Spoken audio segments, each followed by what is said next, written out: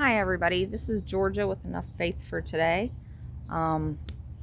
Just want to put out a little bit of inspiration out there.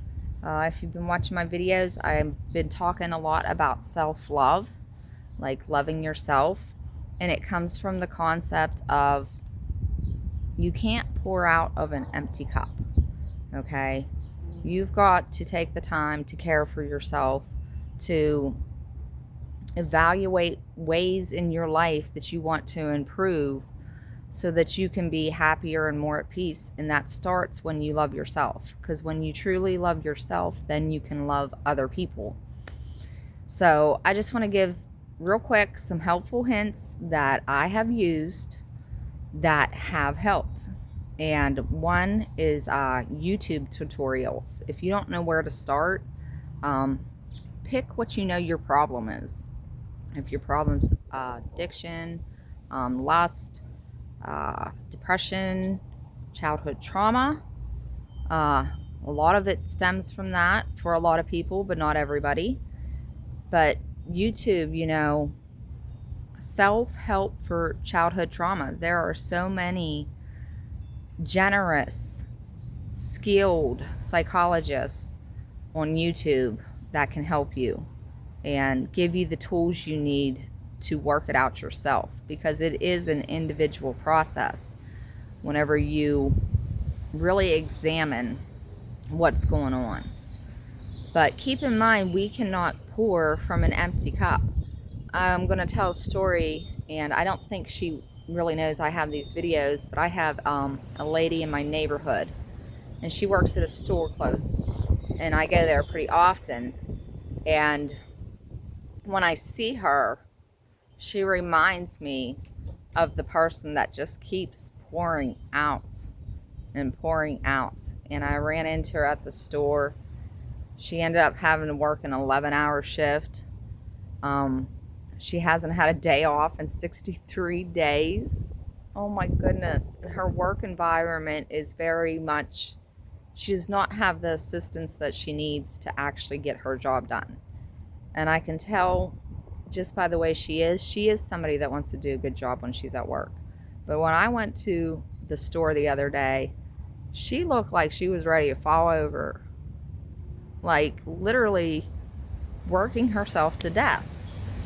And so we talked for a little bit. I want to try and encourage her, just give her something to hold on to. And I don't really preach Jesus to people whenever I'm out and about in my normal day life. I just talk to people where they are and try to give them some words that will help them take another step. And she was so tired. She literally working herself to death. And as we talked, she told me, what is she going to do? She has to work. She has to pay the bills. But there is a better way. And whenever you go into self-examination, one other thing that I think is helpful is to try and view things. And I think there's a train coming. I might have to pause this. But when you view things as you're examining things, you need to understand, because you're going to find levels of hurt and scars along the way. We have all been roughed up in life. Ain't nobody scratch-free. So as you look back at these wounds that maybe created a pattern of, I need to keep myself safe, or something along those lines, examine how you got the wound. Was it a wound that you inflicted on yourself through some level of self-sabotage that is because of a behavioral pattern that you adapted to because you grew up in whatever type of situation? Okay, so is it your fault? Is it actually Satan that's trying to attack you? A lot of times, people that struggle with suicide and really strong addictions, I believe that is Satan. But it's not always Satan. Sometimes it's other hurt people. Okay? Other hurt people can also leave wounds. Okay, so that's the three ways we get wounded in this world. Satan attacks us, hurt people attack us, or we self-sabotage ourselves because of the way we have been conditioned growing up. And sometimes you get to the point, I think a lot of people get to the point, or are living in the thought process of, well, this is as good as it's going to get, and that's how it is. And it doesn't have to be that way. If you can tap into those scars that you have accumulated over the year and examine them, and once you get your answer, once you know where that wound came from, whether it was you, whether it was another hurt person, or whether it was Satan, that gives you the information you need to be able to better process the pain and let it go. Forgive it, let it go. And every time you forgive that hurt, because the hurt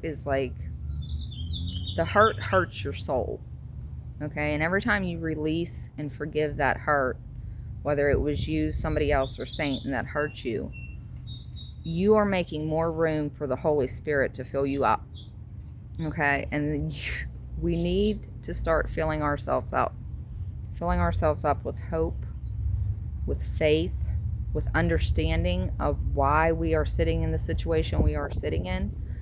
And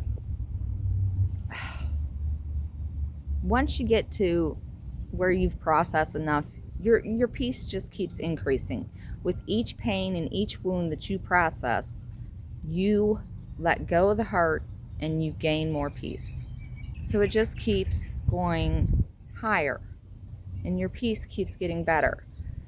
And your love for yourself also increases, okay? And as you increase your love for yourself, you realize it is okay to take care of yourself first. It is okay to tell people no. It is okay, like I pray that woman just tells her boss, I need 2 days, because that's what she needs. Like, she really needed some rest, man. She was so exhausted. And so many of us are going through life so exhausted, just pouring out, thinking that's what we need to do to survive.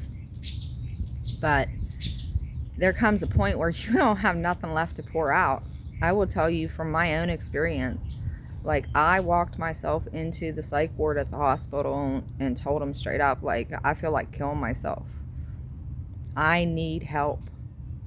I had poured out for like 44 years, just giving, because I wanted other people to not feel hurt. I wanted other people to feel love.